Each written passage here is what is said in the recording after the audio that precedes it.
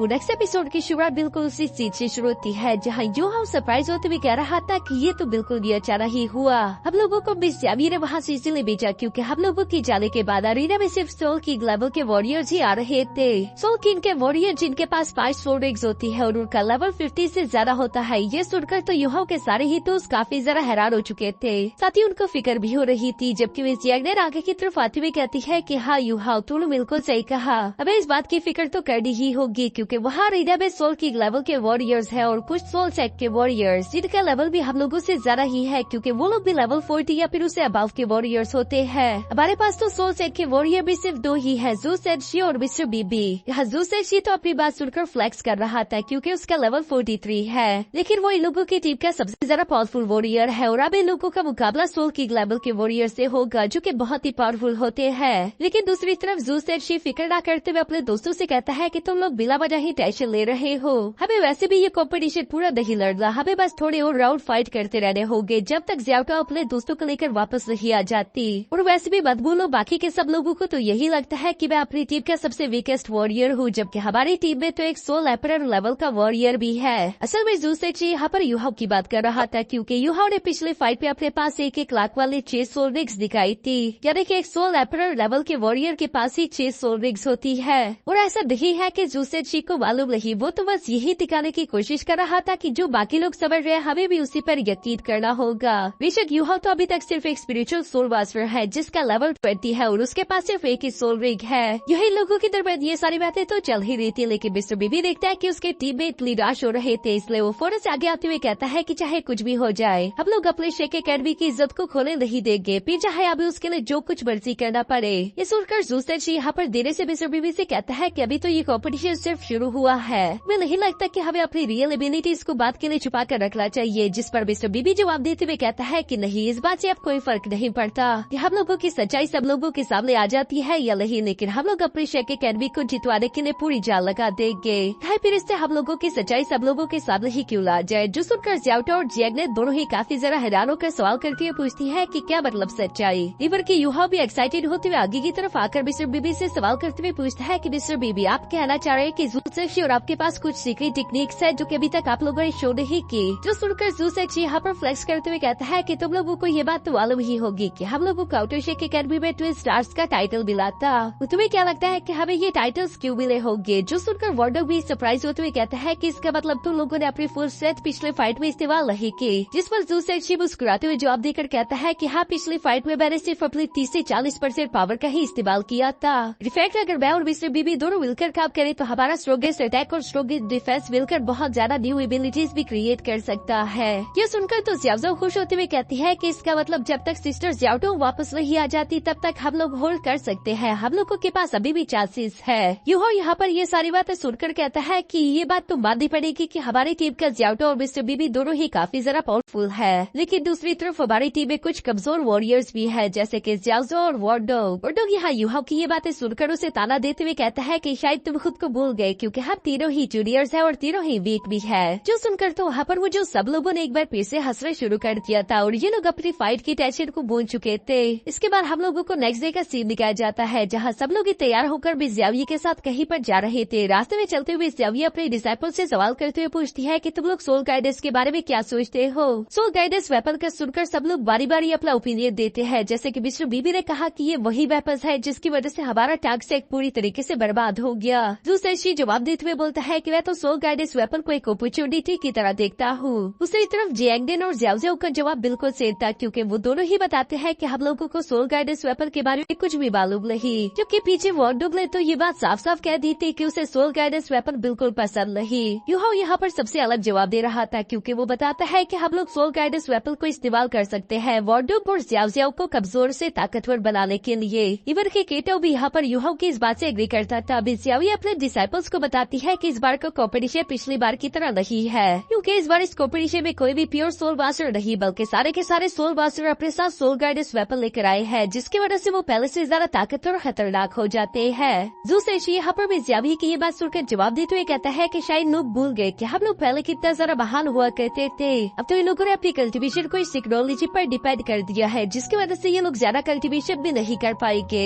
ये कहते हुए सब लोग इकट्ठे होकर एक हॉल में आकर बैठ चुके थे जहाँ पर ज़ाविये अपने अपने डिसाइपल से कहती है कि तुम लोगों को मेरी बातें समझ नहीं आ रही, चलो मैं तुम लोगों को रियल एग्जाम्पल के साथ समझाती हूँ। याद है उस गेम में क्या हुआ था? कुछ एलिमेंटल सोल गाइडेंस बॉम्ब्स के सामने तुम लोगों का डिफेंस टिक नहीं पाया। यहाँ उस गेम की बातें याद करते हुए हाउसवार की याद भी लोगों को आ गई थी, जो कि इन्हें उदास कर देती है। लेकिन केटो जवाब देते हुए बोलता है कि वो सब कुछ इसलिए नहीं हुआ क्योंकि हम लोग उन बॉम्ब्स के लिए तैयार नहीं थे। यहाँ ये सारी बातें सुनकर जूसेजी तो समझ गया था। वो भी सियावी से कहता है कि शायद आप यही कहना चाहती हो कि हमें सोल गाइडेंस वेपन पर डिपेंड होना होगा ताकि हम खुद को ताकतवर कर सके। लेकिन पता नहीं क्यों मुझे ये सब सही नहीं लगता। जिस पर सियावी जवाब देती हुए बोलती है कि मैं ये नहीं कह रही कि तुम लोग सोल गाइडेंस वेपन्स पर डिपेंड हो जाओ, बल्कि मैं तो तुम लोगों से यही कहना चाहती हूँ कि अपने सेल्फ कल्टीवेशन पर ध्यान दो, क्योंकि उसी की मदद से तुम लोग खुद को ताकतवर कर सकते हो। सोल गाइडेंस वेपन तो बस तुम लोगों को आइस देने के लिए है, क्योंकि आज के दौर में तुम लोगों को सोल गाइडेंस वेपन को अपनाना ही होगा। अगर तुम लोग मेरी बात समझ नहीं पा रहे तो तुम लोग बासर जुआत को तो जानते ही होंगे, जो कि ऑलरेडी एक लेवल 98 का टाइटल डोनू बासर है, जिनसे हमारे कॉन्टिनेंट में बहुत सारे लोग डरते हैं। लेकिन दूसरी तरफ अगर हम लोग सनमून एम्पायर की बात करें, वहाँ पर कई सारे लेवल 8 के सोल गाइडेंस बासर है, जिससे फाइट करने में यहाँ पर बासर जुआर को भी मुश्किल होगी। लेकिन अगर बासर जुआर का सामना वहाँ के लेजेंडरी लेवल 10 के सोल गाइडेंस बासर से हो गया, तब सोचो कि बासर जुआर क्या जीत पाएंगे। बेसिकली मैं तुम लोगों से यही कहना चाहती हूँ कि आजकल चीजें बदल रही है। इंसान लगातार दरख्तों को काटते जा रहे हैं, जिसकी वजह से बीस की तादाद भी बहुत ही कम हो गई। और अगर हम लोगों के पास बीस की सोल रिग्स नहीं होगी तो हम लोगों को ज्यादा से ज्यादा सोल गाइडेंस वेपन्स पर ही डिपेंड होना होगा।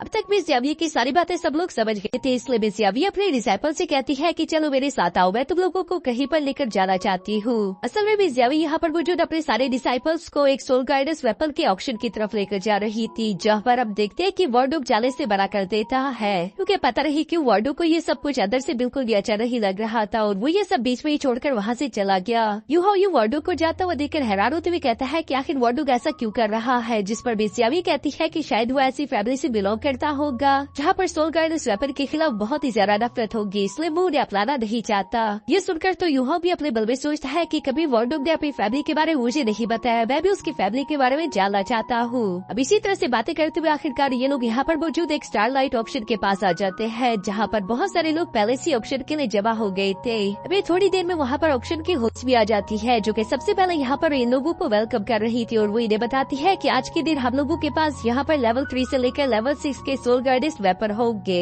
जो कि स्टूडेंट अपने कॉम्पिटिशन के दौरान इस्तेमाल कर सकते हैं। यहाँ पर ये सारी बातें तो चल ही रही थी। अभी अचानक हम देखते हैं कि ऑप्शन होस्ट ने वहाँ पर अपने पहले सब्जेक्ट को सबमिट कर लिया था, जो कि एक फ्लाइंग सोल पैरालाइजिंग मॉस्किटो है। इस वेपन को एक लेवल 6 के सोल गाइडेंस मास्टर ने खुद अपने हाथों से बनाया है, यानी कि ये वेपन बहुत ही ज्यादा कीमती और परफेक्ट होगा। साथ ही वो होस्ट ये भी बताती है कि ये वेपन किसी भी दूसरे लेवल 6 के सोल किंग लेवल के वॉरियर को कुछ सेकंड के लिए अपनी जगह पर फ्रीज कर सकता है। यहाँ इस वेपन का पैरालाइजिंग इफेक्ट तो काफी ज्यादा काम का है। कीटो अपने मन में ये सब कह ही रहा था, तभी अचानक हम देखते हैं कि होस्ट ने वहाँ पर ऑक्शन शुरू करवा दी, जहाँ पर हम देखते हैं कि सब लोगों ने अपनी अपनी कीमत लगाना शुरू कर दी थी, जो स्टार्ट होती है 1300 गोल्ड कॉइन से। लेकिन इस फास्ट वेपन को भी ज्यादा खरीदती है, क्योंकि उसने यहाँ पर सबसे बड़ी कीमत 2500 गोल्ड कॉइन लगा दी थी। यहाँ पर 2500 गोल्ड कॉइन की कीमत सुनकर तो वहाँ पर वो जो सब लोग काफी ज्यादा हैरान हो गए थे। मिज़यावी के लिए तो ये कीमत बिल्कुल ज्यादा रही, क्योंकि वो कोसा अपने बटुए से पैसे दे रही थी। ये सारे के सारे पैसे तो वैसे भी शेक अकेडमी की ही है। यहाँ मिज़यावी ने सब लोगों के सामने सोल पैरालाइजिंग मॉस्किटो वेपन को तो खरीद लिया था। वो अपने डिसाइपल से सवाल करते हुए पूछती है कि बताओ इस वेपन को कौन इस्तेमाल करना चाहेगा,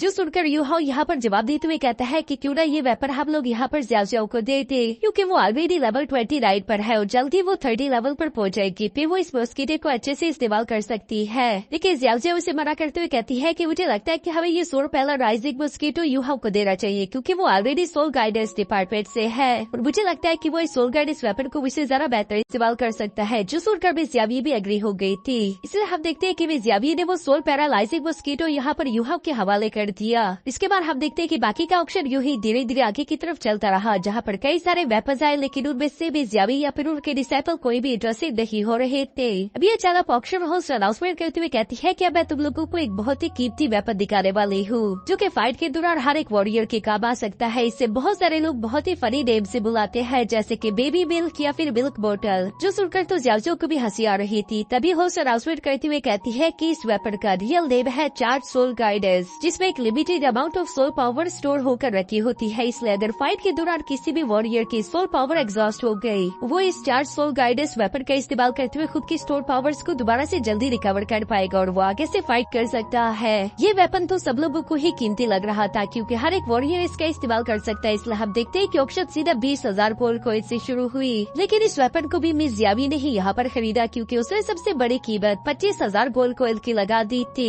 ये देखकर तो वहाँ पर वो जो सब लोग भी हैरान होकर कह रहे थे कि आखिर ये लड़की है क्या, इसके पास इतना ज़रा पैसा कहाँ से आ चुका है। दूसरी तरफ मिस यावी के अपने डिसाइपल भी उससे काफी जरा हैरानगी के साथ देख रहे थे कि हमें तो मालूम ही नहीं था कि हमारी टीचर इतनी अमीर है। यहाँ भी सारे ऑक्शंस के बाद हम देखते हैं कि होस्ट अनाउंसमेंट करते हुए कहती है कि अब मैं इस ऑक्शन के लास्ट आइटम को आपके सामने लाने वाली हूँ। इस बार आप लोगों के सामने जो आइटम आने वाला है वो बहुत ही महंगा होगा, और ये क्यों महंगा है ये भी आप लोगों को जल्दी मालूम हो जाएगा। यहाँ होस्ट की ये बात सुनकर तो वहाँ पर मुझे सब लोग ही एक्साइटेड हो चुके थे, जबकि यूहो एक्साइटमेंट में ही अपने स्पिरिचुअल आइज को एक्टिवेट करते हुए फौरन उस बॉक्स के अंदर देखने की कोशिश करता है कि आखिर ये लास्ट आइटम होगा क्या। वो देखता है कि वहाँ पर तो एक डैगर पड़ा हुआ था, लेकिन वो डैगर फौरन से यहाँ यूहो पर ही काउंटर बैक कर चुका। वो छोटा सा कार्विंग डैगर पता नहीं क्या है, लेकिन इसकी वजह से अब देखते हैं कि यहाँ यूहो की स्पिरिचुअल आइज को थोड़ी सी डैमेज हो चुकी थी। अभी अचानक वो बॉक्स भी ओपन हो चुका था, जिसके अंदर से ये कार्विंग डैगर बाहर आ चुका है। इसे देखकर केटा हैरान होते हुए कहता है कि ऐसा नहीं हो सकता, ये वो कार्विंग डैगर नहीं हो सकता, यकीनन मैं गलत हूँ। जाओ यहाँ इस कार्विंग डैगर का नाम बार बार सुनकर थोड़ा सा हैरान होकर केटा उसे सवाल करते हुए पूछती है कि आखिर ये कार्विंग डैगर्स होते क्या है, जिस पर केटा जवाब देते हुए बोलता है कि किसी भी सोल गाइडेंस वेपन को क्रिएट करने के बाद उसका सबसे ज्यादा मुश्किल काम होता है उसके क्रिस्टल को कार्व करना,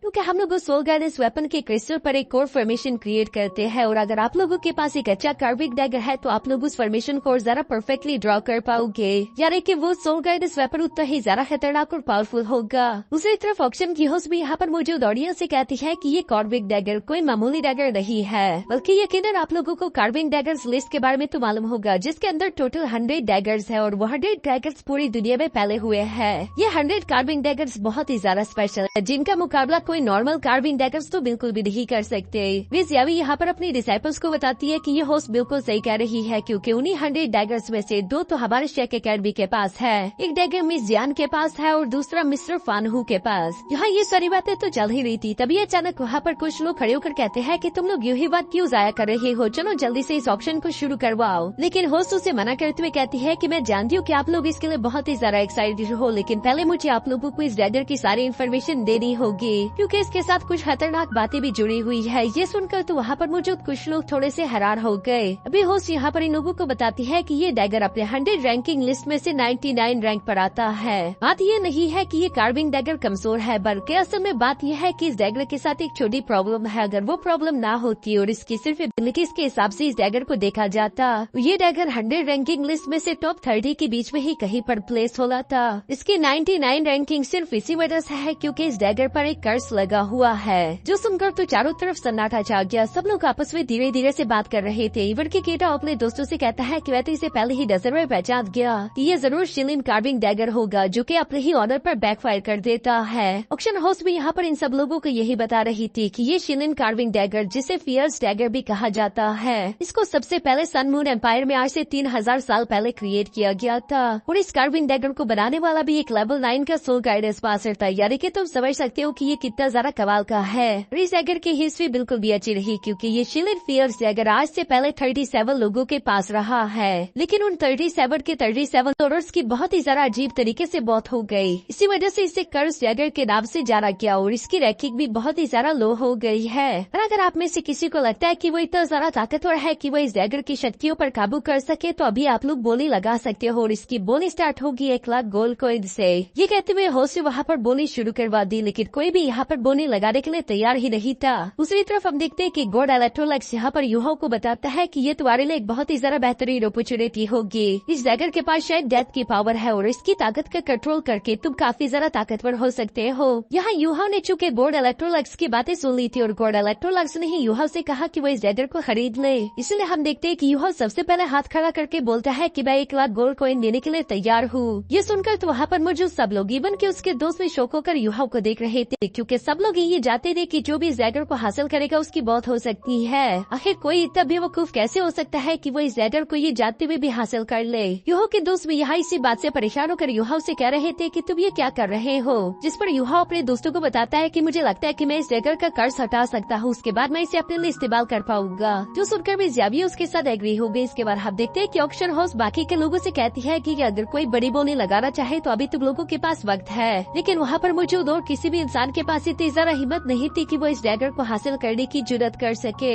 यहाँ इसी की वजह से हम देखते हैं कि शिलियन फियर्स डैगर भी यहाँ पर यूहा और उसके दोस्तों का हो गया था। यहाँ इस ऑप्शन को खत्म होने के बाद हम देखते हैं कि शाम को ये सब लोग वापस से अपने होटल रूम में आ चुके थे, जहाँ यूहा तो खुश होते हुए अपने मन में कहता है कि आज के दिन हम लोगों ने काफी अच्छी चीजें खरीदनी, लेकिन वो साथ ही साथ वार्डरोब के बारे में भी सोच रहा था कि आखिर वो यूं अचानक से क्यों चला गया। तभी अचानक हम देखते हैं कि यूहा वापस से अपने रूम में आ गया, जहाँ पर वार्डरोब अपनी ही जगह पर बैठे बैठे सो गया था। यूहा के आने की वजह से वो दोबारा से जाग जाता है। यूहा वार्नोंग को परेशान देखकर उसे सवाल करते हुए पूछता है कि वार्नोंग तुम्हें क्या हुआ, जिस पर वार्नोंग जवाब देते हुए कहता है कि मैं समझ नहीं पा रहा, ऐसा लगता है जैसे कि मेरी बॉडी के अंदर कोई दूसरी कॉन्शियस हो और वो हर हाल में मुझे सोल गाइडेंस वेपन से दूर रखना चाहती है। यूहा यहाँ पर वार्डरोब की बातें सुनकर हैरान होते हुए अपने मन में कहता है ये ऐसा तो नहीं कि वार्डरोब के पास भी मेरी तरह बिल्कुल गॉड इलेक्ट्रोलक्स की तरह एक दूसरी कॉन्शियस हो। यही बात सोचते हुए यूहा यहाँ वार्नोंग से कहता है कि अगर तुम्हें मुझ पर भरोसा हो तो मैं तुम्हारे सोल सी के अंदर जा सकता हूँ, जहाँ मैं इस बात का पता लगा लूंगा। अगर मुझे वहाँ पर कोई दूसरी कॉन्शियसनेस मिली तो मैं तुम्हें बता सकता हूँ। जो सुनकर वार्नोंग भी खुश होते हुए यूहा से कहता है कि मुझे तुम पर पूरा भरोसा है। इसलिए हम देखते हैं कि वार्नोंग ने अपनी आंखें बंद कर दी। दूसरी तरफ यूहा उसके सोल सी में जाने वाला था, जिसके लिए यूहा अपनी स्पिरिचुअल पावर यहाँ वार्नोंग की बॉडी में डालना शुरू कर देता है और थोड़ी देर की मेहनत के बाद आखिरकार वो वार्नोंग के स्पिरिचुअल सोल सी में पहुंच भी गया।